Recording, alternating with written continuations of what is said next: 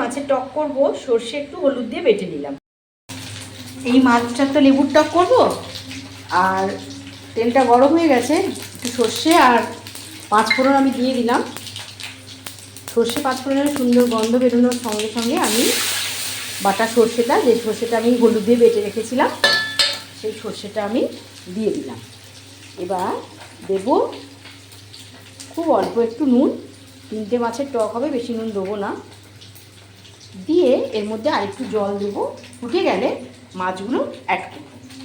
পেঁয়াটা ঝোলটা ফুটে উঠেছে, এবার এখানে আমি এর মধ্যে মাছগুলো দিয়ে দিলাম একটু সেদ্ধ হওয়ার জন্য। সেদ্ধটা হয়ে আসলে আমি তারপরে একটুখানি লেবুর রস দিয়ে লেবুর টক বানাবো। করে ফুটছে ঝোলটা, এটা আমার গন্ধরাজ লেবু। এবার গন্ধরাজ লেবুর দেওয়ার আগে দেখবে যেখানে এখানে বিচিগুলো না থাকে, পড়ে গেলে মুখে লাগলে ভালো লাগবে না।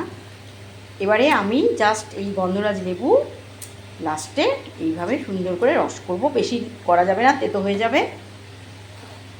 আর একটা কথা মনে রাখতে হবে, লেবু রসটা দেওয়ার পর জাস্ট এক বলক বা 2 বলক ফোটানোর পর ব্যাস এটাকে আমাকে বন্ধ করে দিতে হবে, নাহলে কিন্তু তিতো হয়ে যাওয়ার চান্স আছে।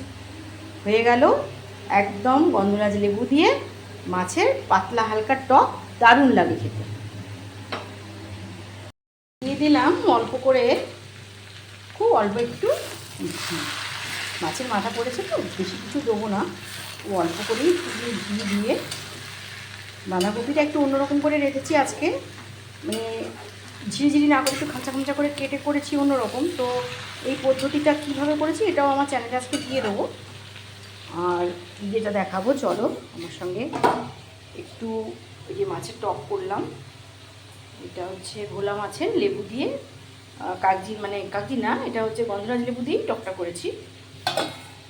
আর একটু চিকেন ছিল, চিকেনটাকে আর একটু ভালো করে একটু মানে কষার চিকেন ছিল, সেটাই একটু কষে নেবো। তা রাত্রে আজকে ডিনারে আমাদের এইটা থাকছে, আর ওটা অল্প, আর কালকে সকালে লাঞ্চে ওটা নেবো। আর এটা শুভরাত্রি বন্ধুরা, ভালো থেকো, অনেক আনন্দে থেকো, বাই।